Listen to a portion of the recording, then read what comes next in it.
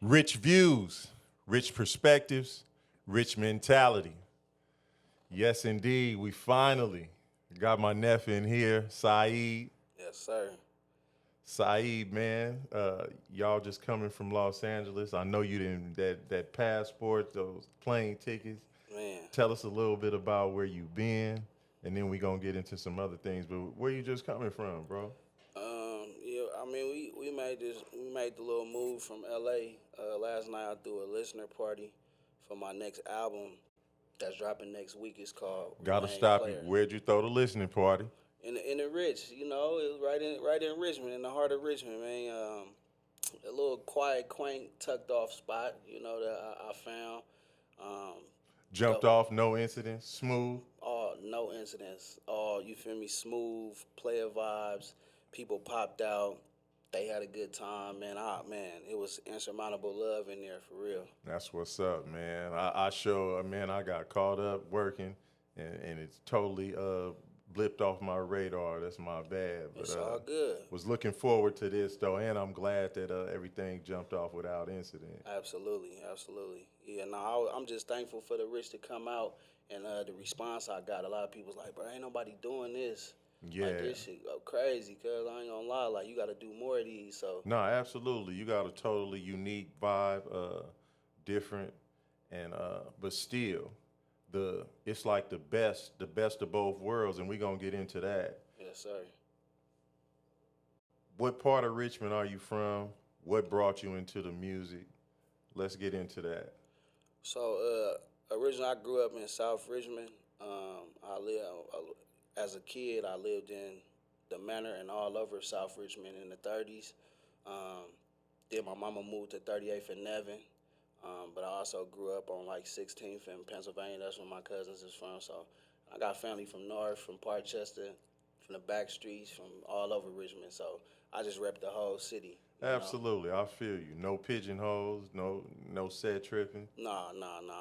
I try not to. I try to stay out of the politics. Yeah, You know, I know it could get tricky, but you know, I feel like that's what we need. We need people that can actually say, "Nah, I'm gonna bridge the gap and be able to say I'm going here, here, here, and I ain't gonna line you up. I ain't gonna line you up. I ain't got no ill intentions towards nobody." And I think that's what Richmond been missing for so long. yeah, universal appeal. Yeah. Absolutely. When did you get into the music? Who were some of your inspirations? Man, so it started with me writing poetry. Yeah, I started writing poetry when I was like, I want to say 12, 13 years old. And that was just from listening to Pac. Grew up on a lot of Pac early. You know, it was Pac. I remember my daddy riding around playing Pac, listening to Cool Mo D. You know, I know when he hear this, he gonna be like, yeah, my so Pops was a Mo D fan. He was against LL. yeah, he was rocking with Cool Mo D. I used to be What? I was in the back seat in my in the car like talking about Wild Wild West. Yeah. You know, like in my Yeah. car seat going Wow, crazy. wow, West. So I remember that. That was when my grandparents stayed in Hilltop. And then from there, I think I just started really falling in love with just the art of music and listening to all different genres in different regions. So it went from like listening to Pac, and then I started growing up listening to a lot of the Bay Area artists, the Jacka, Messy Marv, Mac Dre, E40, of course. And then I ventured off into like Chicago, Twista, listening to Bun B and Pimp C, A Ball, MJG, Yeah.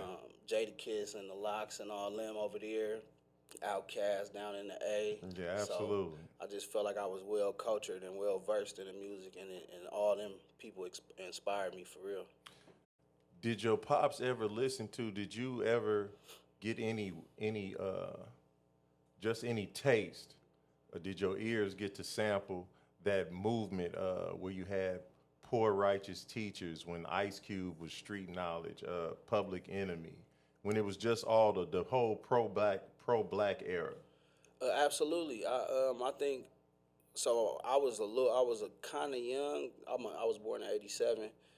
So like I was kind of young during that period, but once I got a little older, I was able to double back and start Yeah, listening to it and be like, oh, this is see, they was already talking about how we need to be pro-black and have a community. But I think the industry was kind of trying to push that to the side, and they was trying to promote the gangster rap and Absolutely. all that. Absolutely. And we didn't peep the agenda. Yeah, Yeah, absolutely. So tell me this, first project, when do you get serious about? When do you go from poetry to I need to turn this into a lucrative venture? I need to get into the studio and lay some tracks. so I started really like rapping when I was in like 10th grade. That's when I started like freestyling at lunch, and then people was like, "Boy, you raw, like you could really rap." And so by like 11th, 12th grade, that was when I started laying my first songs. Shout out Pitch Black, my boy Larry Lawson, Loaded. Okay. That was one of the first people I was recording with. We used to go to his house in Carriage Hills, and I record. We did a whole album there in high school, and then from And there, that album was? it was called Pitch Black. Oh, okay. Yeah. The name of the group was Pitch Black, but the name of that album was Pitch Black. Oh, so you actually started off in a group. Yeah, it was like a collective. Like it was just a whole bunch of us, and it was different races. It was like we had a Filipino cat, my boy Rich. We had my boy Loaded. Who else? Damn, I can't think of my other partner name. But yeah, it was like a lot of us that was just we was just going in there Long just time rapping. ago, huh? Yeah, this is over 25, damn near 25 years ago for sure. Yeah. And then from there, my senior year, we put out I was in another little group called GMC, Get Money Click, and Okay. it was just a bunch of us doing collective work that was from Richmond too, and we put that out on the campus at Hercules High in like 2004, 2005, and got a great response. And then that's Okay. when I knew I was like, I gotta really take this serious because That's people what's was up. like gravitating to it. And shout out to the other partner. He gonna remember your name Yeah, before the my show fault, is man. over, My man. fault, man. For real. It's been a long time. I ain't seen you in a minute, but if you see Yeah. this, bro, you know you is. Yeah. Nah, so tell me this. When do you get exposed to Islam? Well, so my father was in prison when I was growing up, like all throughout my childhood, and that's why he gave me the name Saeed. And I can't even say that I was exposed to it as much as I should have been, but I know it was always in my heart. Okay. And I think once I started learning a little bit more about Islam, it made me like kind of go back and kind of like do my research, and then talking to different people that was in the Islam community and the Muslim community, it kind of made me be like, okay, I know I need to get on my deen, even though I hadn't been on my deen, and I know we all fall short, sometime just from life and just our community and the people that's around us being easily influenced. But I think that's what kind of made me be like, damn, let me figure out what I need to do for me and for my spirit and for my soul. So I think it was, I want to say maybe when I was like 16, 17, around that time, that's when I kind of was dibbling and dabbling. I went to juvenile hall and was reading books and was getting to talk to different people. Shout out Reverend Tinsley too from juvenile hall up in Martinez. He was helping me find myself. So I think that was when I really started figuring out. So tell me this. You do your own, your pops is in prison. He's already on his dean, but he's not pushing it on you? So me and my pops, man, it was a tricky like relationship with me and my pops growing up. He wanted to be there, and I always tell people, I got a song that I wrote that I haven't dropped called Prison Letters. And that was majority of the time when I got to talk to my father or was in communication with it was through prison letters. And he used to always send me letters from prison, just kind of telling me, like listen to your mama, and what he was doing, and how I didn't want to be in this situation that he was in. And so we didn't really get like super close till I was like 19. Okay. But I did see him different time periods in my life growing up. But a lot of times, like he was just, he was in prison or he was just battling his own, influences in the streets and stuff like that. But I always felt the love. I knew he wanted to be there. I don't think he just knew how, or he had the wherewithal to know how important it was to be there in my life to kind of guide me in the ways I need to be guided. So if you don't mind my asking, how long did your pops do? Man, Pops did altogether, um, I want to say at least over 10 years. For sure, over 10 years, because he was locked up in Seattle, up there in Washington State. He did all different prison stints throughout of California, Susanville, San Quentin.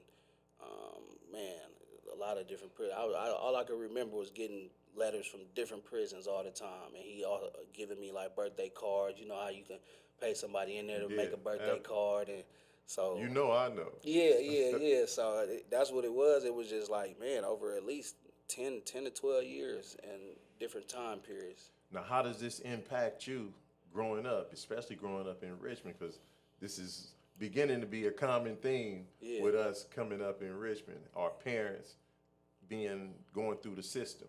Yeah, just it impacted me greatly because I came from like a single parent household, and my mama, shout out my mama, man, because without her I wouldn't be where I'm at. My mama and my granny, I love my granny. She passed away earlier this Okay. year. Rest in peace. Yeah, and I think it impacted me because I didn't have that positive male influence. If it wasn't for like my cousins, shout out my cousin Courtney Anderson. If everybody if you're from Richmond, you know him. Part of the Coach Carter days, and Okay. played for the Raiders and everything. So I think it was him and my other cousins was like my influences, the most positive influences I had. But you know, when you got a small amount of positive influence over here and a vast amount of negative influences, you're gonna tend to gravitate towards what the majority is doing, and you know, being easily influenced. I was a victim to being easily influenced. You feel me? Growing up in Richmond. So, how do you avoid following in your pop's footsteps? Um, so I think I read this quote, or this was like some years ago. I was reading a book, and they say either you gonna be the person that hurt you or that harmed you, or you gonna not want to be the person that hurt you and harmed you. You know, like it's your choice. So I think from seeing like domestic violence and seeing all that type of stuff growing up, I knew that I didn't want that for myself. And once I had a child, I was like, man, if I ever have a son, I don't want him to have to go through what I had to go through, cause I know it. I took the road less traveled, and you know, at first I was I was going this way, and then I said, let me go be the oddball out. You feel me, the odd man out, and start doing my own thing. And I had to like find out who I was in order to say, okay, nah, I'm not doing this. And you know, when you're not doing what everybody else doing, and now you a square, you a nerd, you know, all that type of, you know, the Richmond terminology, Absolutely. like, oh, yeah, you a square, like. So I had to figure that out for myself, and I was like, man, dare to be different. Let me go be different than everybody else. And then I think now, 20 years later, 30 years later, there's people coming back to me was like, bro, you always was different. You always was going right when everybody was going left. You always had my granny said I was born with a veil over my face. You know, like that intuition. When Yeah. something about to happen, that gut feeling, some people don't trust it. You know, and trusting that gut feeling can be a matter of life and death. Absolutely. You know, so I think that's without having my pops, it took me a longer time period to figure out who I was and what I needed, and then finally once I realized like, nah, this is not me. Like I'm over here trying to be something that I'm not, and I went my separate way, and then my pops got out of prison and we reconnected. I think that's when he was like, man, and everybody be like, oh, you just like your daddy. You know, they used to say that, like, you know, a lot of my family, like, you just like your daddy, you just like your daddy. And my daddy got out and was like, nah, he better than me. He 10 times better than me That's what's than up. I ever was. So How did that make you feel? that made me feel good, you know, that, like I tell people all the time, like, despite my pops not being there in my life growing up, my pops is like my biggest fan right now, you know, like the biggest supporter. He flew up here from Vegas just to come to the listening party. Okay. He was the life of the party last night. Yeah. Everybody like, boy, your pop's so cool. Like, That's what's up, so man. Alhamdulillah. yeah, he definitely, man. Shout out Latif Nordine. Yeah, that's my Okay. daddy. That's what's up, man. So tell me this. So your first project is the more of a collaborative effort. Hmm. You say you go from there to the group. First solo project. First solo project. So I moved to. I graduated college up in Chico. Got my AA degree. Went to Butte College, and then from there, Reverend Tinsley was like, "Man, you can't stop right here. You gotta go. You gotta keep going." So I went to school out in Ohio. Stop. I know my listeners is wondering, how does Reverend Tinsley enter? You in juvenile hall, and what you in juvenile hall for? I was in juvenile hall for narcotic sales, and then after that was violating probation, constantly violating probation, running So how away. many? You a regular? You a Yeah, resident I at went. juvenile Yeah, I hall? was in juvenile hall quite a bit. Like they used to call me a jailbird when I was in high school. They'd be like, "Boy, Saeed, always getting in trouble, always doing something, Okay. doing something I shouldn't have been doing." But it was really narcotic sales and then just violating. Couldn't stop smoking weed. Dirty piss test. Just going on the run, taking my ankle monitor off. I just So did it is it all. just juvenile hall? Do they still have Byron? Are you going to the boys ranch? I never been to Byron. No, I Okay. ain't. I ain't had to go to Byron. Thank God. But I know a lot of people that went to No Byron. Byron, no CYA. No Byron, no CYA. Nah, just juvenile hall. Because I think it was they No under. Byron, no CYA, no juvenile. Just juvenile hall, no county jail. So I did. I've been to county jail before twice. Okay. Um, I went to county jail when I was 19. So I caught another case when I was up in Chico, narcotic sale and possession of a firearm. That was like 2007, and I went in county jail, and my mama like, look, this your only time you about to get a bailout from me. I'm gonna bail you out one time. You an adult, you grown. If you ever go back to jail, that's on you. And so I think that's what kind of like steered me clear of getting in trouble. And then I finally it caught up to me. I caught another case like a couple years ago, 3 years ago. Right now I'm on probation, to be honest, and that was just due to the DUI. Having the wrong shit in the car, and it was a lot that came with that. So that was another week in county jail, and I had to spend shit over what $40,000 to $50,000 just to get out that jam because they was trying to sit me down for 9 months. I was about to lose everything, my car, house, job, everything. So that was just another eye-opening experience. I got a song called Red Lights where I talk about that whole year to 2023. It was like a roller coaster, up and down. I was losing a lot of people. A lot of my family members passed away, and I went to jail. It was just that year kind of opened my eyes, and now like 3 years later, it just kind of it was a blessing because it kind of made me really like get back on my like sharpen up, get back on my pivot and on my dean more than I need to. Tell me this. So when does you do your first solo album? Let's get back to that. Yeah. What is that like? So I moved to Ohio. I went to a HBCU in Ohio, and when I got Which out, HBCU? Central State University. Okay. It's only two. Well, it's three HBCUs in the whole Midwest, and two of them is across the street from each other, Central State and Wilberforce. Okay. And so I went to Central State through Reverend Tinsley in juvenile hall because he told me, he was like, I see so much potential in you. You gotta get out of Richmond, or you gonna end up a statistic like them, and like just your peers that you hanging around.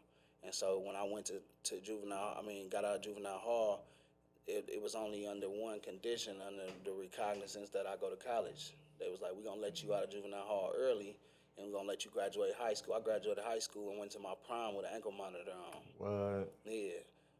Played football that season with an ankle monitor on, because they was like, we're gonna let you out because we see so much in you. Even the judge was like, this not you. You not like all the rest of the people I see coming through here. It's like you got a light that shines, and I just want you to go follow your dreams and your goals and find out who you are. And so that's what made me go to school in Chico and then go to the HBCU. And that really opened my eyes, being around an abundance of black people, all there for the common goals. You know, I had never been around so many black people on one campus at one time, and we all here trying to get our education. I've heard the stories I always hear about young brothers, young sisters.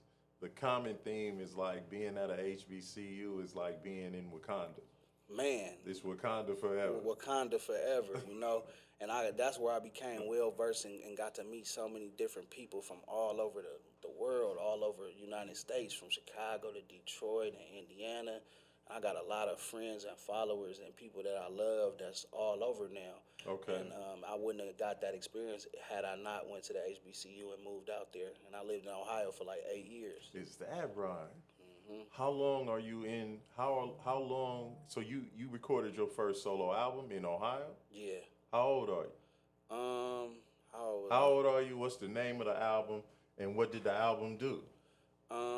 So the name of the album was Fly Talk. Fly Talk Volume 1. I was like 22, 23 at the time.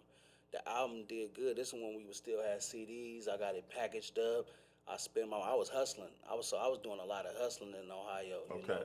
We could talk about it now because, you know, the statute of limitations. Okay. You know, I was getting a lot of money in Ohio. You feel me? Everybody that was in Ohio in the Midwest, I was getting a whole lot of money. And so I was going to make the money off of hustling and investing it into the music. Like I'm going to pay 12-hour studio blocks, paying for getting the CDs done, getting the posters and stuff, and I'm putting them up around school, passing them out to people. I'm doing the shows at the school, the talent shows.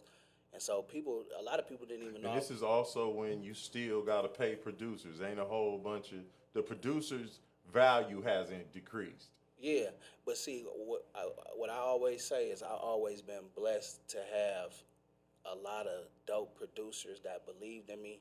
Shout out my brother Justin Tom. He in the building right now. He's one of my producers. Shout out Justin. You feel me? That believed in me, and they always would throw me beats. Got you. I never really. So you wasn't paying top dollar for beats? Nah, because they'd be like, bro, like you raw, like I want you on my beat, and I know you gonna rap to it. You ain't just gonna sit on my shit. You feel me? A lot of people sit on people's beats, and the beat would be like, man, I gave you a beat 10 years ago. You still ain't got on the beat. So they was throwing me beats, and I was just like, it fed that hunger, it fed that drive for me, and so that's when I dropped Fly Talk, and I think that's what really made me when I got that response, and people was like, oh yeah, people coming up to me like, man, I seen you got a CD out, man. I was in the car with my partner, and he was playing it, and he was like, you got one of them CDs? I'm like, yeah. He like, how much you want for it? I'm like, shit, $1? I was selling for $1. What? Because I was like, I knew what I had, and I was like, okay, I know these are struggling college students too. So $5 is a lot of money, you know, at the time. Like sometimes, you know, I'm asking them like, I could ask for $5, but some of these people ain't got no food in they dorms. Got you. They got to go to the gas station to get some food to eat. And you long range in this anyway. Yeah, I'm like, give me $1, and if you ain't got $1 on you right now, just take it. Just take it and go slap it for me. Like, tell me, give me a response, give me a review. Okay. And I think after Fly Talk, then I did Pay Attention. That was another project that I did, my second real solo project. And then it was like it started going crazy. Then I did No Turning Back, and then from there, 10 years ago, that's when I did like my full length album with all original production from my boy Low Key Chris, who produced this whole album, who I did the listening party with last night. Oh, that's what's up. Yeah, and that project was called Right Now, and when I did that's when I got Mozzie on the album. Yeah, I got a bunch of people on that album, and that's when people was like, hey, you really got something, bro. Like your music is like really translating to the people, and it's really like inspirational in a sense. So that's what really pushed me. I was like, okay, and I went on tour with Nipsey, 2015. Yeah. What was that like, man? That was, man, Nip was him. You know, that was a Mailbox Money tour. Does he? Now I know this is different, but just from you saying that Pac was one of your inspirations, does he give you Pac vibes? Tupac of my generation. Okay. Absolutely. Absolutely. Absolutely. His mindset. Nip. So okay, funny story. I went on tour with Nip, and the last show was in L.A. He wanted to make sure the last show was in L.A., which was June 12th, 2015. Um, I talked to Nip. He like, man, you got everything going for yourself. You got a good mindset, but I think all you missing is like the structure and the business behind it. And he was like, you need to go get your paperwork and LLC right. So funny that that was June 12th, June 16th, which is Pac's birthday. I opened up Live from Paradise. June 1671, Come the on, man. day. Yeah, see how the numbers, how it just all kind of correlate. How look how God worked, and Absolutely. yeah, that's what really pushed me and was like his mindset and his business model and how he had the all money in and the marathon clothing and I was getting a lot of my clothes and getting a lot of the person that was doing my vending was doing all the marathon and the Crenshaw clothing down in L.A. Got you. Yeah, Yeah. And I like to try to not be biased and never try to find a reason to set trip or dislike a person. But if you don't like Malcolm X, Tupac, or Nipsey Hussle, I got a hard time feeling you. yeah, Like, what is yeah, your issue? yeah, yeah, Like, how can you not? And you know what? I get people entitled to their opinion. yeah. But what would make you not like one of them individuals? Um, not knowing yourself, not knowing what we need as a community. Yeah, and that's a thing too. I think you would have to be on some selfish stuff if you don't know what they meant to black culture. Absolutely. Yeah, absolutely. So fast forward to now. You said that you currently on probation. How does the dean help you? How does being Muslim help you? And where are you at on that particular journey? I'm still traveling on that journey. I like honestly, I need to be on my deen a lot more, be in my Quran a lot more. That's a lot of prayers I need to make up. But I think that's partially why I kind of got into the situation I was in, because I wasn't on my deen how I should have been, and just being away from my son for that just short little week. And I'm talking to him on the phone, and he like, Daddy, where you at? And I'm like, man, I don't know. I didn't know how to tell him where I was at. I'm like, oh, I'm out of town right now. And then I eventually end up telling him, I was like, man, Daddy went to jail. And he was like, you went to jail? And then it kind of broke my heart that, he had to hear that. Right. And then he even, like, kids is so impressionable and so young and innocent, he don't know. He done went and repeated it. Oh, my daddy went to jail. I'm like, oh, Kids God. don't. Hey, kids, Yeah, they don't even really know how to do man. nothing but be honest, brutally Yeah, honest. Unfortunately, yeah, even though they know how to lie when they fear being in trouble and they fear punishment. Other than that, they on automatic pilot. yeah. They just know how to automatically tell the truth. Tell the truth. So I think that's what kind of just made me be like, damn, bro, like, what is you doing? You out here chasing. What is you looking for?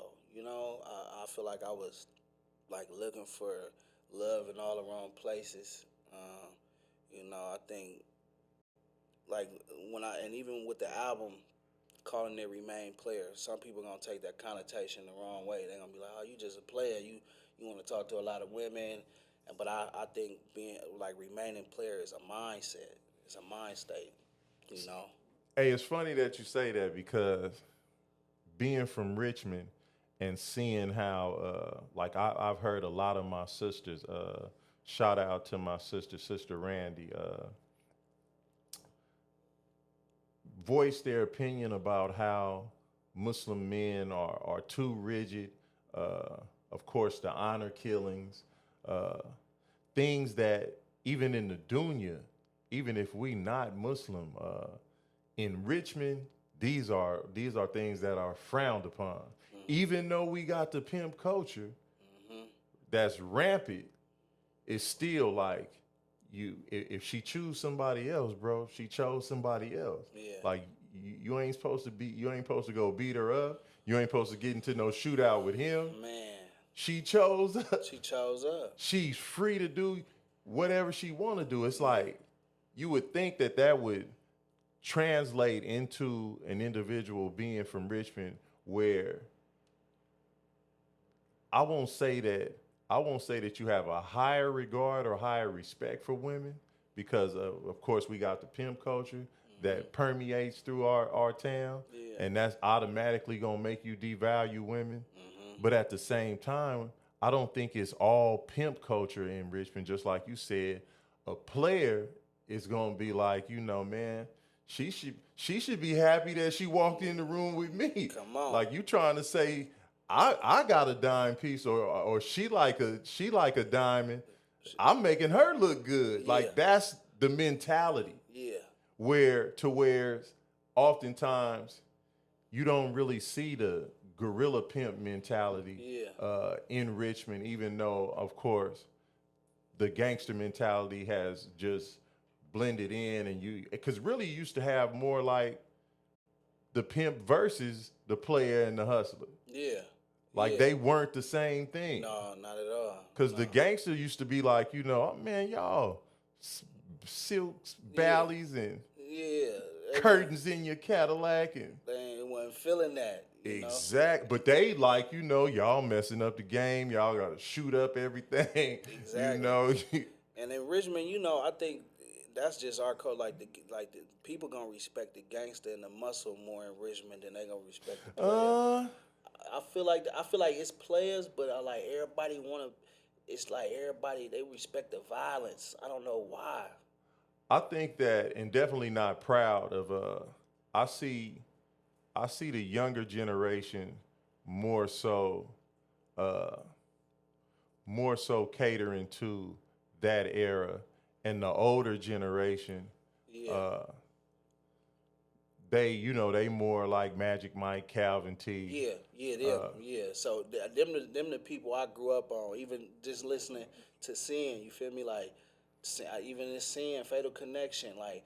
Yeah, y'all was talking about, you feel me, what y'all was talking about, but it always had a bit of like, we not about to just do nothing to no innocent people. We ain't out here just hurting our community the wrong way, like the wrong people. Yeah, we might do what we do, but it still was a thin line. A code. Yeah, a code that came from the generation before us, where now there is no code. And what people don't understand is that it's more of a resentment thing, I believe.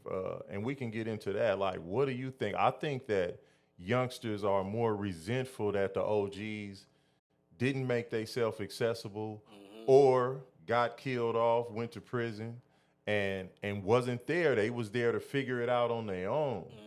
So that's how it got to the point where we ain't listening.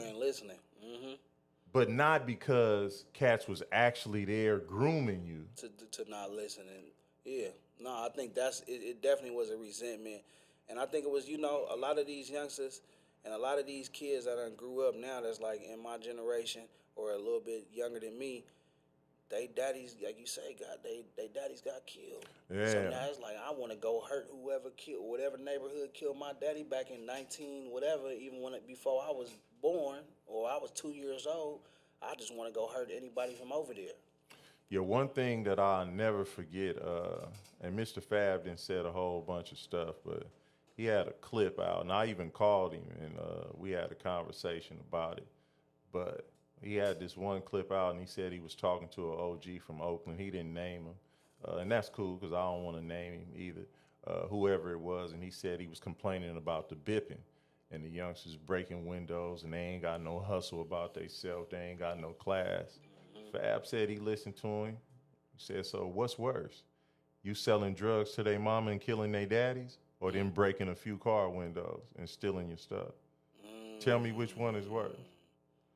And I was like, yeah. Yeah, that make a lot of sense. Yeah, because, it's a trip for me to hear my era, and I get nostalgia, and I also get how trauma can be directly tied to denial, where you choose to deny something. Yeah. But also I believe that the brain also wraps up overwhelming trauma and stores it somewhere. Yeah. Where, because it's too overwhelming for you. You can't really deal with that. Yeah. But when I hear my era talking about they missed the 90s and how much, listen, if you're watching this show, this generation and no other generation has surpassed the murder rate of the 90s.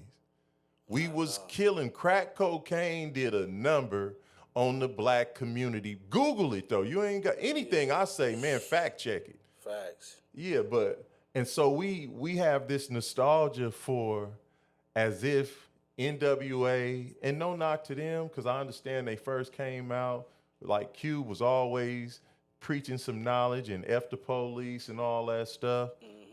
But it's still that wave of gang banging, gun violence, black on black crime. And again, it wasn't just them. We know systemically, crack. And you know, it's a trip. We used to think when I was young, living in Parchester, we used to think, and like you said, in the Manor. Did you ever used to hear that dudes from the Manor was breaking into the Army base and getting guns? What did I tell y'all about that? You know, we was just talking about. So I took them all around the Rich yesterday. Like I'm talking about. We spent the whole Rich, like from the South Side to the Central, everywhere. We hit everywhere. Pulled up on my uncles and them, and I was telling them about a story. See, I had heard that it was also like they left a train on the train tracks with a whole bunch of guns in it, and then you feel me? And then, so that wasn't the story then, though. Yeah. They was hitting trains, and you know they got to embellish. Yeah. They hitting trains and they breaking into the Army base. Oh, see, yeah, but I do know this story. You feel me? Just going for they coming out with all these guns, and I'm like, they going to. My point is, that's intentional. No, they left that train there. That's what I told them. Oh yeah, no, you ain't. This ain't the Cowboys and all that. And you rode up on a horse, or y'all rode up on motorcycles and told the train to pull over. Nah, they left the train. They left that train in there with brand new guns, high-powered weapons. To go. They let you. You really think you can break into an Army base? Man, they would have killed all y'all. Yeah, for sure. They let y'all. They let y'all do that. They let y'all do that. This is what I just said yesterday. We was riding around. I was like, bro, right? They left a train here. And somebody mad right now because y'all been telling that story, talking about how you one of the realest. Yeah, we was robbing trains and we was breaking and we ain't scared. We was breaking into the Army base. No, you wasn't. No, you wasn't. I'm sorry.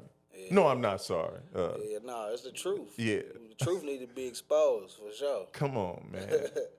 Same way they was allowing crack to be flooded into our communities. They flooded our communities with guns, alcohol, the whole thing. And I don't know what they putting on the marijuana. The marijuana that this generation is growing up on is not the marijuana your moms and pops would smoke. Yeah, no, not at all. They putting all type of chemicals on the all marijuana. Type of chemicals that I believe is also adding to the violent behavior. Yeah, and I'm a victim of it because, like, I remember growing up, like, my mom used to be like, smoking that weed, when you come down off that weed and you ain't high no more and you need to go get high, like, you get very aggressive.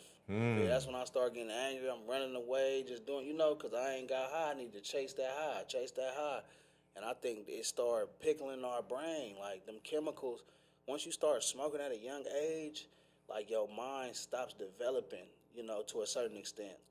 That's not to say that you can't go still let your mind develop and you can't get them brain cells back, you feel me, just from reading and taking care of your body. But your mind stops developing the earlier you smoke weed, like you become stuck, you know? And a lot of these kids, they smoking so early, and not even just the smoking, they popping pills, they popping the Xannies and the Percocets and sipping lean, and they killing themselves so early because they're impressionable by everybody in the neighborhood providing it for them. Nah, and first of all, you mentioned the fella Mozzarella. Shout out to Mozzie. Would love to get you on the show, bruh. But what you just said actually made me think about Big Stay, and he was talking about what is the difference between drug use as far as serious drugs during my era and this era here where it's all of a sudden it's okay. Like when I was young, like you couldn't be nodding off. Yeah. Like you did heroin or you smoked crack cocaine. Like unfortunately, ain't glorifying, but we was abusing dope fiends. Like they was you either was using them for sex, making them steal, beating them, practicing.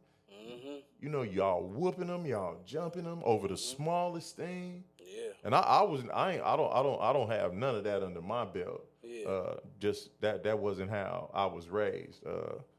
Up under young Sonny Graves. Shout out to young Son, Sonny rest Graves. in peace. Hey, that's a legend. Absolutely, Real city absolutely. legend. Nah, real talking and just thinking. That's when you can really measure a person by the leaders that came up under them. Yeah. Like a lot of people don't know. Like a lot of people look at me and they be like, you know, Jay Jonah, this and that. But I got man, Cardell, my big bro, Clax, Speak, like Man, just yeah, Speak, yeah. man, like being able to learn. And I'm not bragging again. I'm not glorifying the crack era or gang violence or any of that. It's just most of them dudes like had dreams and aspirations to get out of that life that they shared with us. Most of them dudes wasn't even about always being with the rah-rah gunplay. Like if we could squash something, that's what they was about. I have to attribute that to them. Like, I think for us, my era is when Son died, speaking the feds, my boy Deef in jail, Suge. It's like, for us, it's like you hear the streets talking in the whispers, and I don't know nothing about the was. I don't know nothing about the whispers of Shaitan at that young age. Yeah. My dean is very limited. My knowledge of the dean is very limited. Even though I went to Sister Clara Muhammad, they're not teaching that to young children at that time when I was there. So when I'm hearing, oh yeah, they main hitters is gone, like that impacted us. We like, man, what you talking about? Yeah. Like, man, I'm a hitter. we finna turn up. And that's how we was. Me, Al Paris, rest in peace, Terrain, and man, all of us, our era, like we just like that was up under that generation. We was like, man, please. Yeah. And it just made us, and I will admit, it just made us extra. And most of the stuff I did was in response. Like very few people can tell you where I Sparky D'd something.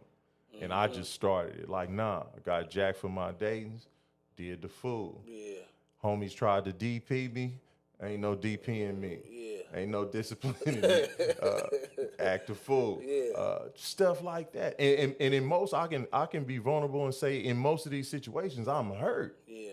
I'm hurt and don't even look at like deeply, like how do you feel?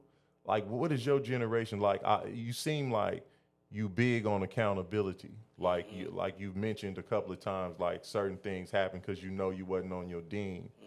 So how do you feel about flossing? Like I look at back then, I got jacked for my Danas because cats is just haters. You know, I ain't doing nothing. I ain't bothering nobody. I'm just riding my little car, listening to my music, got my jewelry on. I ain't bothering a soul. Just out here getting money. Yeah. But as I get older, Strong. responsible, I gotta say, nah, I wasn't just minding my business. I was saying, look at me. Strong move, quiet. I got more money than all y'all. I'm flossing on all y'all. These triple goals. What is you talking about? Yeah. Look, I got 415s. Yeah. What else do I need to do to draw attention to myself? And I caught the attention of some goons. And they some hyenas. Hyenas was like, oh, what do we have here? Oh yeah. Yeah. I need that. I need that. Yeah. And so I wasn't innocent. And it wasn't just about cats being jealous. Yeah. Cats is hungry. Absolutely. And I'm waving steaks. Come on. Yeah. Like what you like? Remember what Pac said? He like, man, we outside the door. We talking about we are hungry. Please let us in. We are, and then you feel me? That we keep saying we hungry, and then we looking through the door. We see y'all eating in there, and we asking for it. Then now we about to kick the dough in. Cause Yeah. now now my family hungry. Everybody around me hungry, bro. We've been asking politely. Now we gotta come take it, cause we starving. Our ribs is touching. So yeah, if they see you flossing, especially in the rich, that's just our culture. Like we real flashy, real. Like that's just the flashier you are, the bigger your name is. We wasn't in my era. Like, so I got jacked from my Danas in Sac. Like Oakland, Richmond, Sideshow. Like we wasn't really jacking. My bro Delvon got jacked in the city. For his shout out Delvon. He had brought Andrew's 50. My boy Andrew Muse, rest in peace. Yeah. And was out there in the city, Bolo, by itself, and got lifted. Yeah. Yeah. Yeah. But really, in the rich in Oakland, they really wasn't doing that. Nah, they wouldn't. They wouldn't. But because I think everybody was having it, Yeah, exactly. It was all the OGs, like you say, mentioning Sonny Graves and speaking all that. Everybody was having it. Everybody was shining. Everybody was getting money. Everybody was pulling up in the flyest whips. You feel me, with the chains. You had some career jackers, D Wood. Yeah. Do I shout out to a career jacker? I mean, hey, it is what it is. It happened, Like you say, we got to be truthful about it. I'm sure. Yeah, I just don't know about no disrespect, D Wood. I don't know about giving you a shout out, bro. To none of you career jackers. Yeah, because that's just not. That's not what I do. That wasn't. Yeah, I wasn't exactly. never one of them type. I never was the person who would ride people. If anything, if I see you shining, that's giving me like inspiration to go shine. I'll be like, boy, you going crazy. Like, how you do that? You feel me? Like, I love what you doing. Like, let me take me under your wing. Let me figure out I can go shine like this. I never was a hater and see somebody and like, man, this nigga over here, man, think he better than. I never had that mentality. I always was like, bro, like, I like what you doing.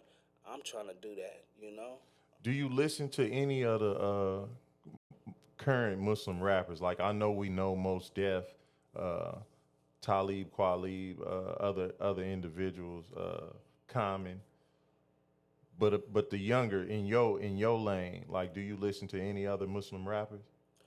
I can't say I have. Let me think. No Dean Squad, Shadiak. Shadiak, I definitely heard of Shadiak. It's another, damn, what's his name? He actually in prison. He reached out to me. Yeah? He a Muslim rapper.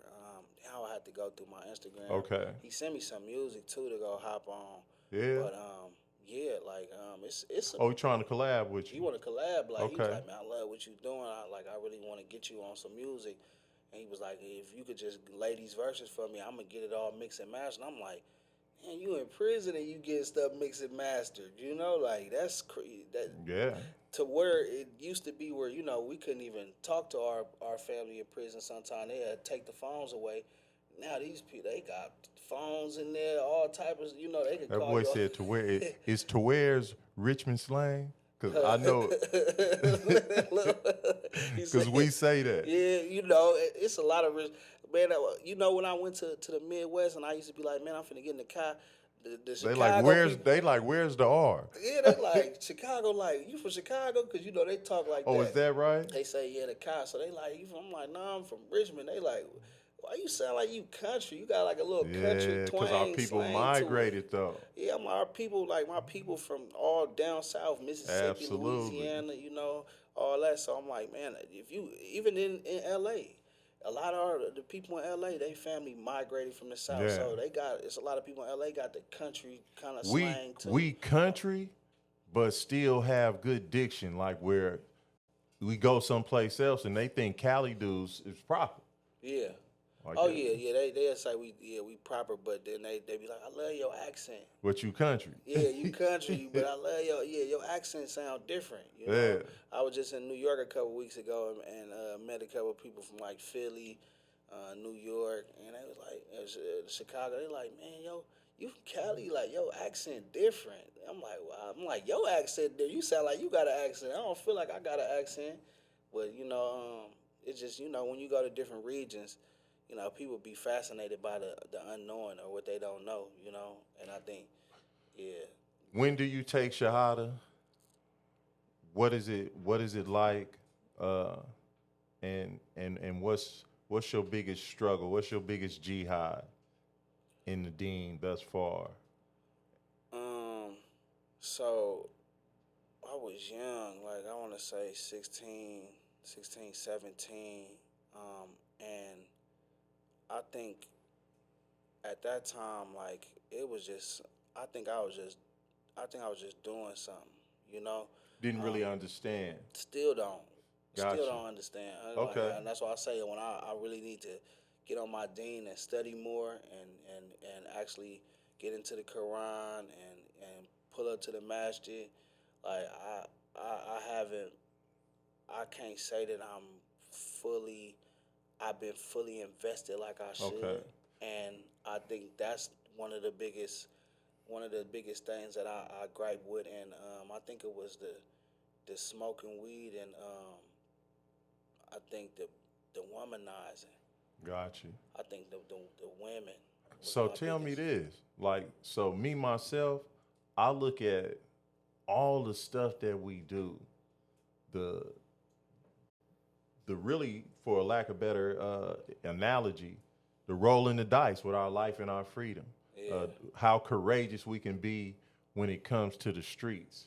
Yeah. But we ain't got the gall to just be like sis. So, I'm on my Dean. We got to get married. And I'm not finna just have one wife. Like, Yeah. I'm not interested in being With just one woman. keeping 100 straight up. Yeah. We from Richmond. Like, how is it that we just can't? Like, this should be a smooth transition. Man, And not just that, not just even with the I don't want to be with one woman, but in regards to some of the things. So I look at Islam. I don't look at a lot of things as red tape. I look like, bro, this is the only thing that's gonna stop me from being my own worst enemy. yeah. Like, I need some boundaries. I already know that I didn't spent the majority of my life feeding the beast. Mm-hmm. I ain't even been taught how to feed my spirit or my intellect, like you was talking earlier about, developing the intellect and evolving in that way. Man, I know how to food, clothes, cars, money, sex, weed, alcohol. I know how to give my flesh whatever it desires. Yeah. And so my spirit is talking like, no, Jay, don't do that. Yeah. And my flesh is like, man, you better get over, man. Yeah. Man, we taking whatever we want. What is you Yeah. talking about? Go get me this. Go get us some Go get us some Hennessy. Go get us some shrimp. Go get us a steak. Shaitan, yeah. Nah, and it ain't even shaitan. You didn't fed the beast. Man, if you took 3 plants and put them right here, you put one right here, this represents your soul. You put one right here, this represents your intellect, your mind. And you put one right here, and this represents your flesh, the beast. Yeah. If you only feed this one, what you think gonna happen to the other two? You giving this everything it needs. All the sustenance is going here. They're gonna die. They gonna die. And so when we really say that we spiritually dead, it's because of our own doing. You spiritually dead because you haven't been taught. If your parents think that you're gonna be taught the branch of knowledge what you need to know how to feed your spirit in public school, they sadly mistaken. Absolutely. If you think that they gonna even teach your intellect, because they want you to work for them. Definitely. I didn't even know that 3rd grade aptitude test, for those who do poorly on that here, they sending those scores to the CDCR. They sending those scores to the California Department of Corrections and saying He's a potential inmate. exactly. Yeah. We got a boatload coming for you.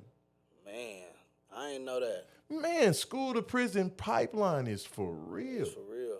Yeah. They grooming us to go to prison from the jump.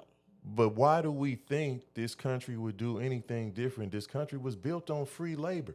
Anything remotely close to free labor, they with it. Yeah.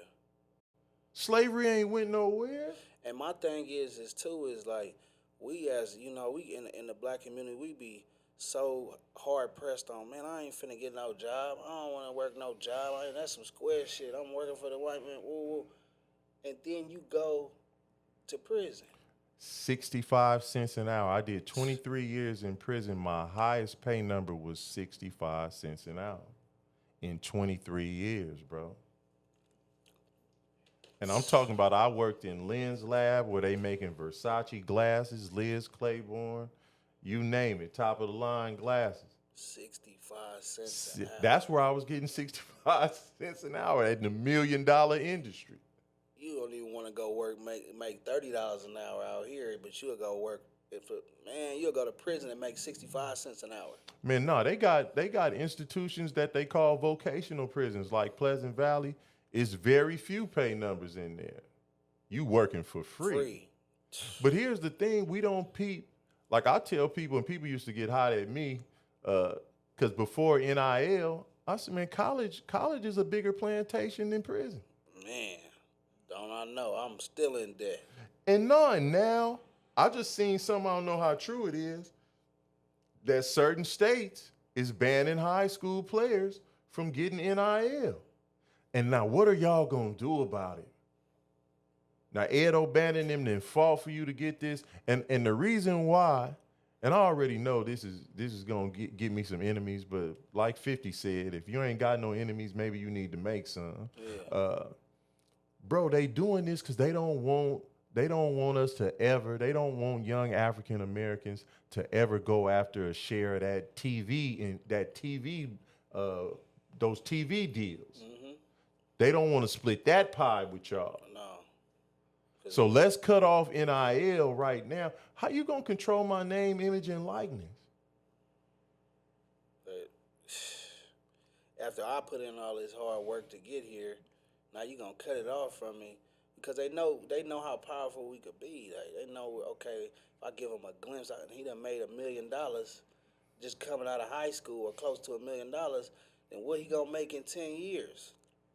And your ambition, yeah. you setting your sights on bigger fish. Yeah. The picture is bigger. You ain't just thinking, I'm just about to play football for the rest of my life. It's like, okay, I'm about to go become a mogul, and they don't want that. And I don't know how small the NFL club is, but I was just tripping off Isaiah Thomas talking about, man, the NBA is an exclusive club. It's only 450 members in the NBA. 450 players at all times in the NBA. And we be wondering where our favorite player went. You got pushed out. Here come the new wave. Yeah. You in China somewhere. Yeah. You in Afghanistan somewhere. Yeah. It's hard. While you young. Yeah. Oh, yeah. Got all the talent in the world. They be like, hey, you 23, we got a 19-year-old that's just as fast or even faster, got more hops, can shoot the ball better. You got to go. Yeah. You be like, man, I was the child prodigy. I was the best in my region growing up.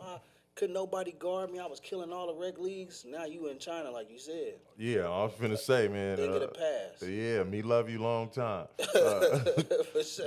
We holler at you. Yeah. You up out of here, man. You be bilingual by the time you get back. Trilingual. Yeah. Yeah, man. I think that I think a lot of the times, those are the things, like, we can't exist in this country and we don't want no parts of politics. We don't want no parts of legislation. Those things are going to either directly impact you or indirectly impact you. And I'm not being a hypocrite. When I was young, man, I didn't know who the president was. Definitely didn't know who the vice president was. Yeah. I remember like Carter, Reagan. Definitely couldn't tell you who was on the Senate.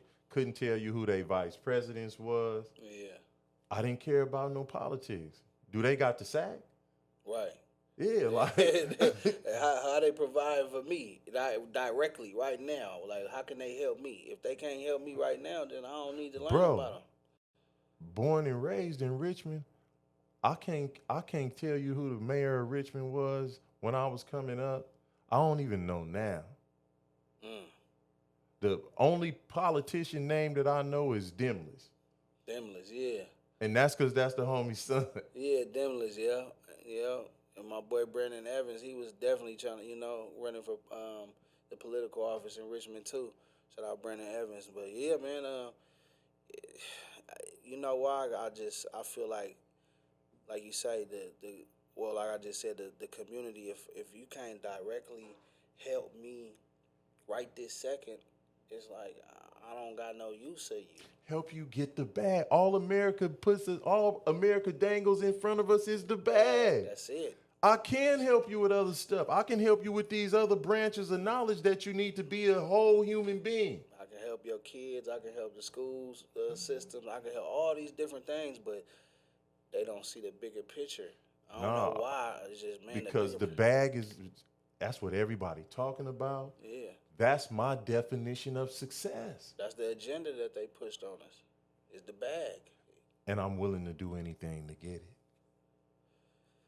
Sell your soul. Instead of learning about me, yeah, increasing my light and understanding that this will attract all. Now I'm the magnet. The bag will come to me. Yeah. But you got to be taught that. That's what we. And you're not gonna learn that at your public school. Oh, city. no. They're not gonna teach you that at Kennedy, El Cerrito, Richmond High, No. De Anza. No. No. No, not at all. They like you said, they pushing the agenda. They keeping you in a box. Like why we don't have a lot more vocational classes? Why we don't have more trades? Exactly, teaching us about trades, teaching us about the stock market. And they was able to take them because there's no uproar. Yeah. We accept L's. Guess what? White people don't accept L's the way we do. Yeah. They ready to get rid of civil rights. That passed in 1964. We in 2026 and they ready to get rid of that. They like, oh, y'all thought we forgot about that? We ain't forgot about that. People don't even, they ain't watching the news or reading, so they don't even know that a lot of this stuff is going on until the last minute when it happened, and they like, damn, they saying we ain't got no more civil rights. We ain't got no more of this. I'm like, bro, where you been at? They trying to take NIL from y'all. I repeat. So tell your mama and your daddy to quit worrying about your next endorsement. Make sure you're going to even be able to be eligible to accept the endorsement. Yeah. Your daddy, I don't mean to be disrespectful, but it does bother me when y'all be like, Dabo Swinney is like a father to me. Nick Saban is like a father to me. And I understand a lot of times it's our fault because we wasn't there. If your real pops was there, you might not be hollering that. Right. But Dabo don't give a damn about you. You a number. Dabo said that if they passed NIL, he would quit. He didn't. At least Nick Saban kept his word and quit. But he ain't your daddy. Your daddy would, guess what? You know what? Go look up nepotism. Mm-hmm. If he was your daddy, he would want you to get paid. Mm-hmm. But hey, y'all got to fight to keep NIL. Y'all need to get rid of, stop these states, whatever states then already passed and stopped high school players. Y'all need to fight that right now. Yeah. Nip that in the bud right now. And next on the agenda is sharing them TV deals. Mm-hmm. $1 billion industry. They ain't paying to see cricket. They ain't paying to see golf, not college golf. No. They ain't paying to see water polo. They pay. The $1 billion industries are the industries that African American students dominate. Football and basketball. Mm-hmm. We ain't even going crazy for baseball. Not even. And they didn't replace y'all. They got them Spanish-speaking dark-skinned brothers that, I not black. Yeah. Jew black. I Dominican, baby. Yeah. They got them. Come on now. Yeah. Man, you ain't lying. You ain't lying. It's right under our nose. We ain't even, it's just like we getting pushed further and further down the totem pole. But you gotta say something. You might have to spit a few bars about that. You done inspired me to. I gotta go speak on it now. You got me You know, NIL. They Yeah, call and it the hey, NIL. man, real talk. And I'm gonna tell you this: I go to juvenile hall, uh, even in the juvenile halls in the county jail, and when I ask youngsters if they know what NIL is, a lot of them still say no. And this is youngsters playing sports. So you think you ain't gotta go all the way to the league? You start making your jerseys and selling your jerseys right now, while you in high school, while you in junior high.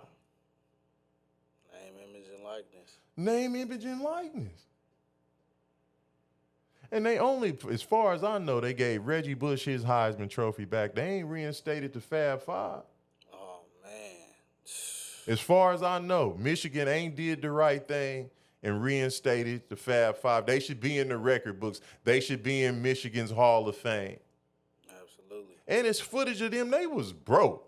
Footage of them at Freaknik and all that stuff in that bucket. 5 of them in that bucket. Man, you mean to tell me they was accepting money? Man, quit playing. What kind of money?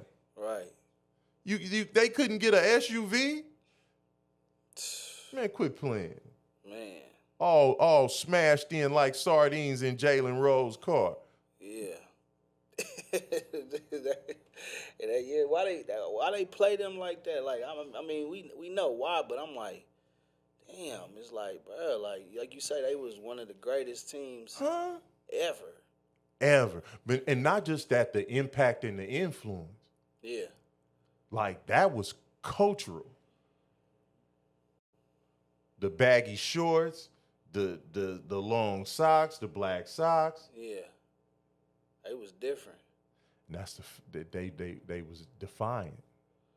We They don't like that. don't like that. We don't like that whole thing. You follow ESPN. What you think about the Ryan Clark situation? Him crying because he got fired and all that. Did you see that? Well, I know he got fired. I didn't know he was. Oh, crying. he boo-hoo.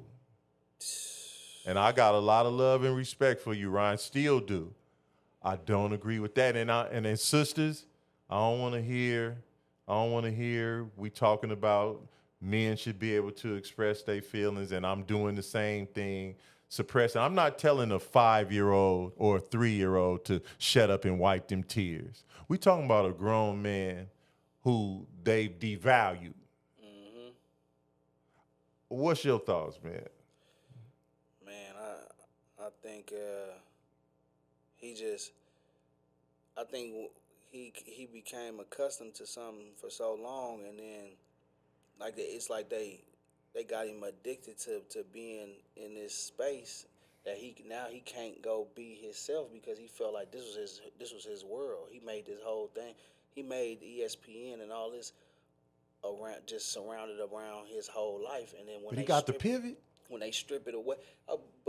When they strip it away, if all you know, if you been doing something for so long and this is what you know, all you know, And you got the biggest stage, the biggest platform. and they just take it away. Now Yeah, you're not on Fox. your heart broke now. Now you know, but it's like if you got any kind of grit and hustle about yourself, you gonna say, I'm gonna bounce back from this.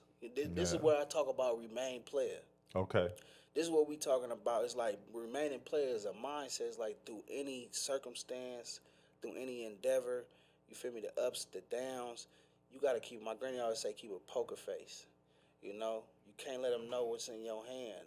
Even if they might have a way better hand than you, even if they feel like, okay, we don't know what's in your hand, but I'm about to, you feel me, I know I'm about to win this game. You might have the best hand in the house.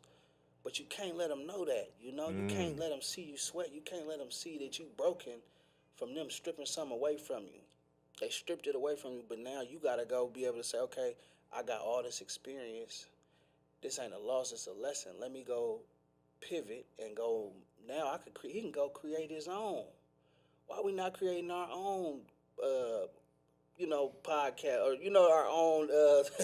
No, since BET, and I mean, I understand we got Bounce. I don't know who owns Bounce. I know black people don't own BET no more. No, they sold it because of them. They just want some money. So here's the thing. I disagree with that.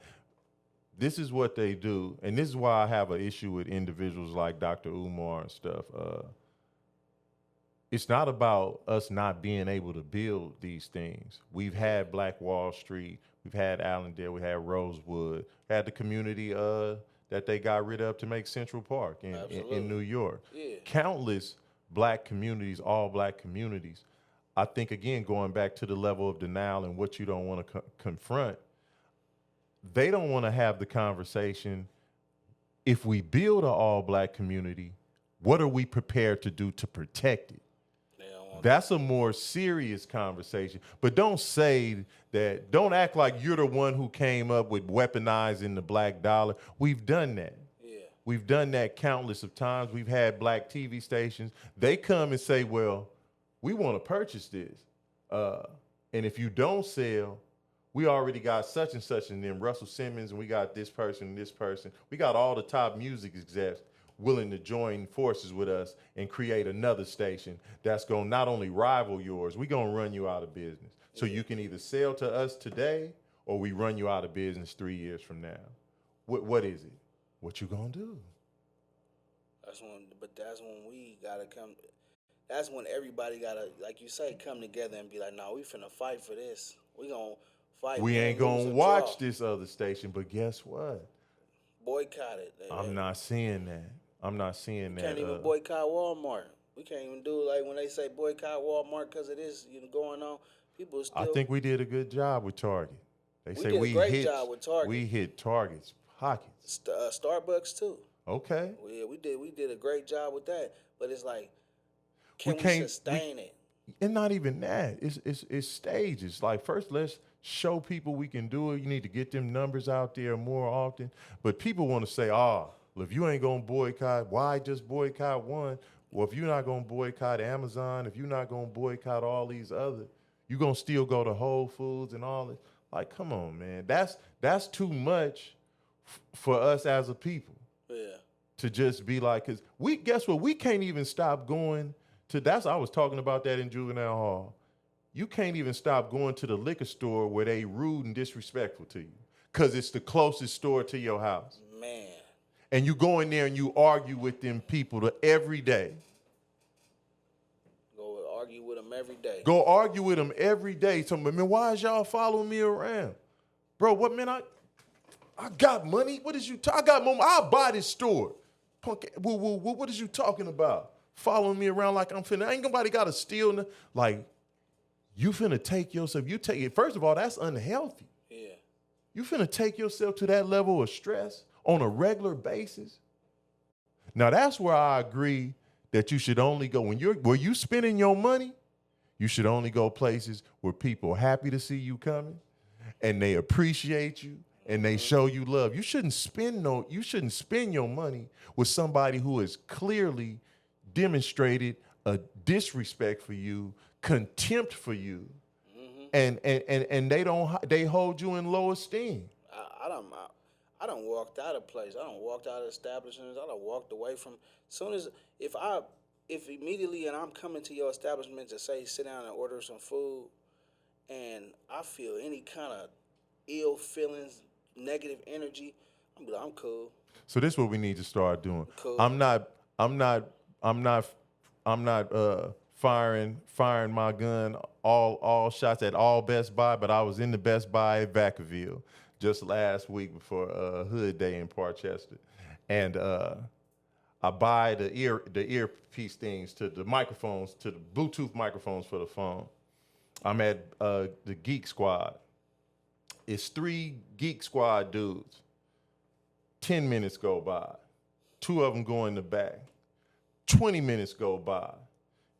Just one dude helping this white lady. Now it's people forming a line. You talking to people in the line. I'm invisible. I said, man, give my money back.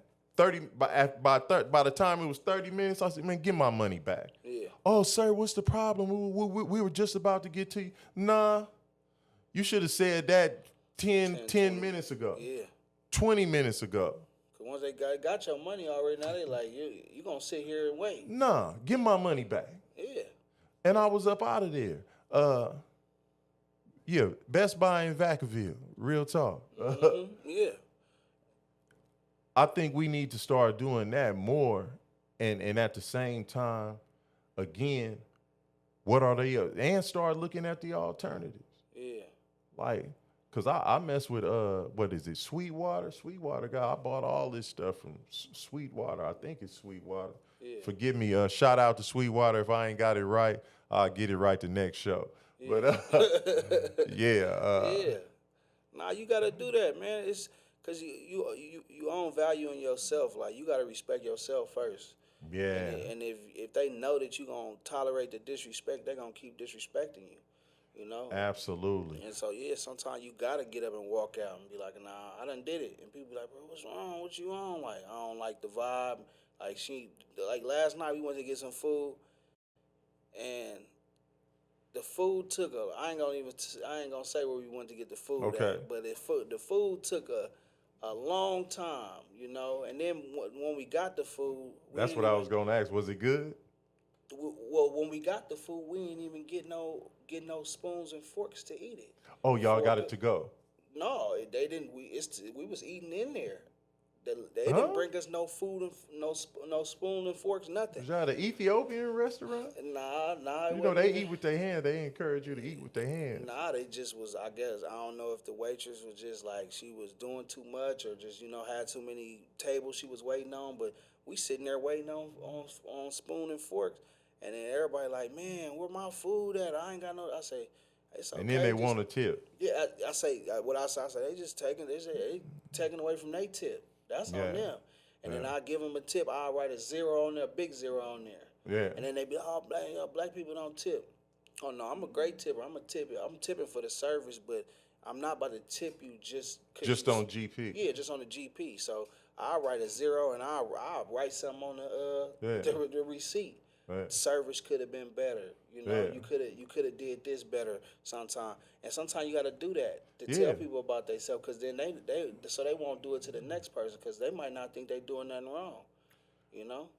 So I think that's what happened to us last night. And I'm like, I'm not about to. I would have gave her a better tip, but the food was cool, but it just by the time the food got it was damn near cold. It was cold. I know y'all got to get back to LA, man. Definitely want to have you back after the album then rolled for a couple of months. Mm-hmm. Check the spins on it, check the success of it.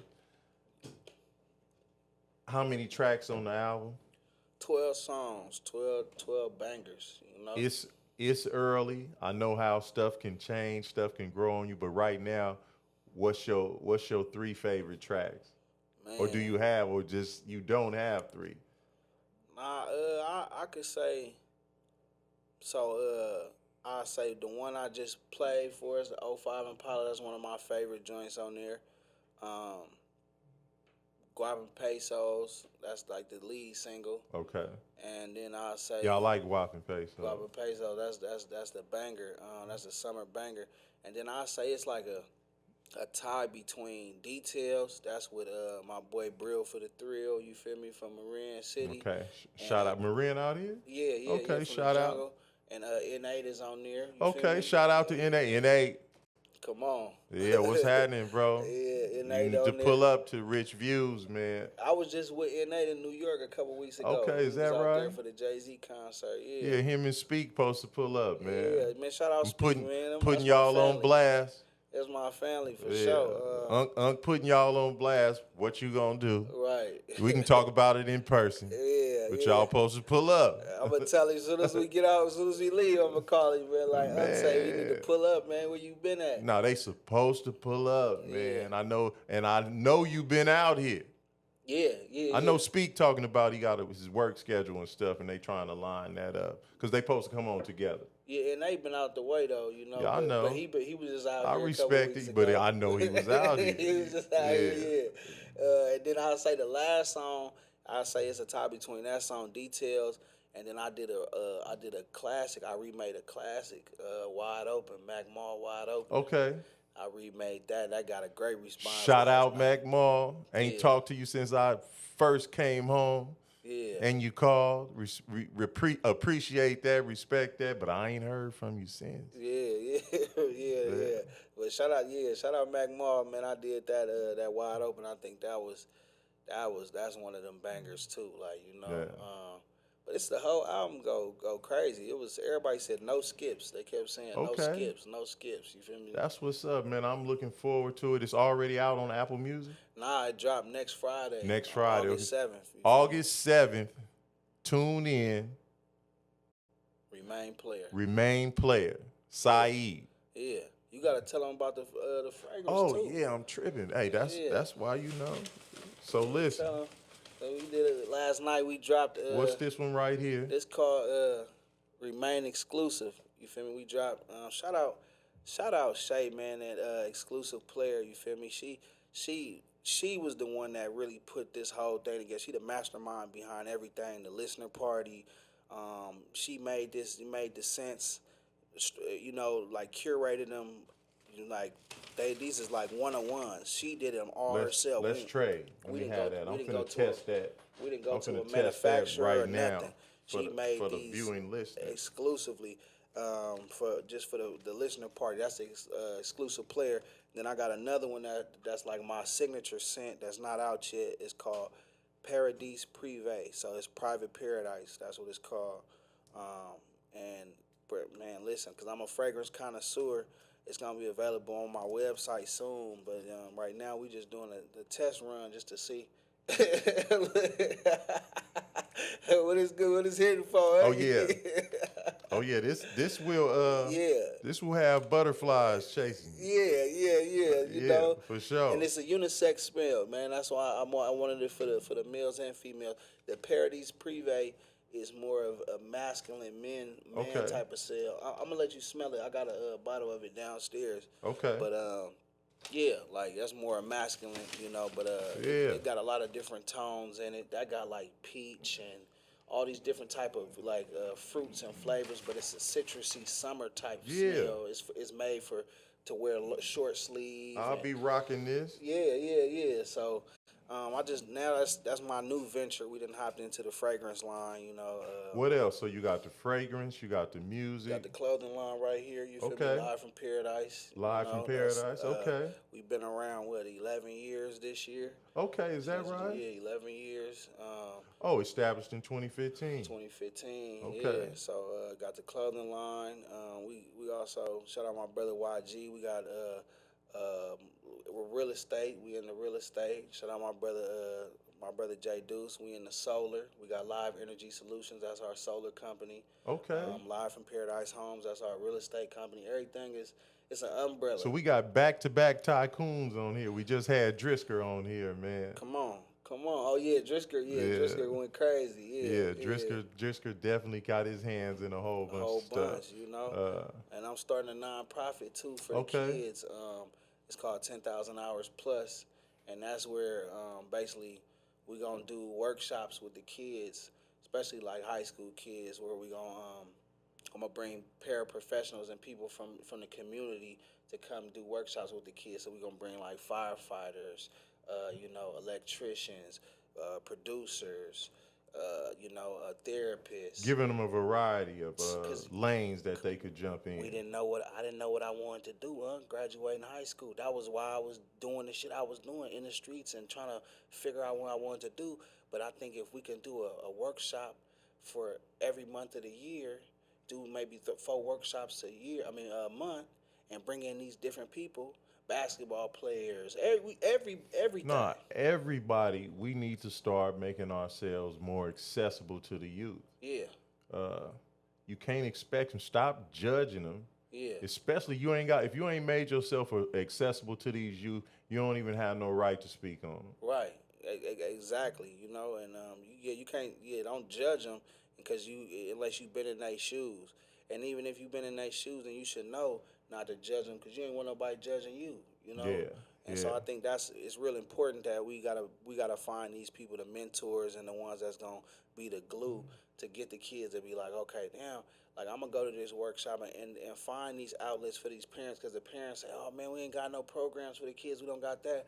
So now we bringing the workshops to these communities, the underprivileged communities, the underserved communities, like in Watts down there in Compton, and because it's like they living in a food desert down Yeah. there. People don't even know what food deserts is. It's like all they got is McDonald's, Taco Bell, and all that right there in No they live community. food, no healthy No food. healthy food. So Yeah, now and we, that's a whole. We're gonna have to talk about that. That will be all day. yeah, How bring they taking the seeds out, so we can't the replant, we can't watermelon. Come regrow. on, man. Yeah, So now we want to get the vendors. buy fruit that only has seeds in it, Yeah, that's the real fruit, or organic they fruit. gonna monopolize it. That's the plan. They plan is that if you keep buying seedless fruit, those who are creating it are gonna monopolize, and they gonna charge you an arm and leg for that watermelon. Hmm. Watermelon is gonna cost more than lobster. Yeah, right, right. So, I just wanna, man, like I say, I wanna be the change that I wanted to see as a kid. So, Absolutely. like getting my hands in all these different pots and creating all these different ventures to show people, like, nah, I got a text message, well, I got a DM. I'm gonna read it.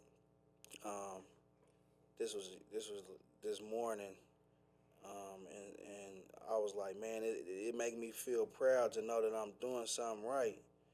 I ain't gonna say who it is, but he said, "What's up, bruh?" I said, "What's good, my brother?" He said, "Shit, man, I was just seeing you was having a listening party. I just wanted to say congratulations and keep pushing. The universe pointed me in a direction of music and hustling harder in my endeavors, and that starts today. So I just was reaching out to you, man, to say thank you for not giving up, bruh. So many days and nights go by where I really feel like giving up and not going through life, but I can't though. Thank you for setting the example and the motivation for going forward even when shit get tough." When I Absolutely. get them And I type of, respect you you know, not sharing something so private and intimate, a moment like that, a moment of vulnerability like yeah, that. Yeah, because you want others to know that yeah, it's that's a okay. sacred space, sacred and safe. Absolutely, So Absolutely. that just made me just say, man, keep going.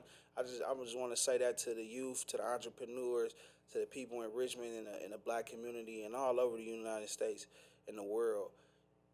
Don't let them take your dreams and aspirations away from you. Keep going. Even some days you're gonna make $5. Some days you're gonna make 5,000. Some days you ain't gonna make no money, and it ain't always about the money. It's about the impact. It's the impact over the impression. You know, so we gotta create that impact for the kids and let them know that they got something to look forward to. In the community, because if not, then that's where they start straying and they start being that little youngster that's gonna rob you when you coming out your house. You feel me? Because you flaunting all this money and all these success and accolades in front of them and not showing them how they can go attain these goals and dreams and accolades. So go do your thing, but always remember to give back and come back to your community, come back and give back to your people. That's the most important thing that I want anybody to take from this conversation we done had. And community is everything. And that's the best way to rep your hood, not by killing a rival. Yeah, That's the best way to rep your hood right there, showing how to kill them with success. that's right. Shout out Rich Views Podcast, man. This was an amazing experience, man. Shout out Legacy Studios, Ouija, man. We go back years and years and years. Shout out the whole Rich, man. Come Yeah, on, man. nah, Let's I keep it appreciate lit. your universal appeal, and I personally think that black people. I know we so far away from that. Black people don't even have the luxury of letting nothing separate us. Not here in America. We Yeah, got unique circumstances that we need to quit pretending that we don't. We got unique circumstances. The system is designed to keep us divided and keep their foot on our neck. We got to come together, not just this city, not just this state, but all of us, whole period. universe. Yeah. Those of us who really about it. Because I ain't with all the let's invite the house Negro and let's invite the coons. Nah, not y'all. Nah. Y'all ain't invited. The real ones, though. Yeah. For sure. Rich views, rich perspectives, rich mentality. This going also, because we both Muslim, this going also air on Village to the Kaaba. We out.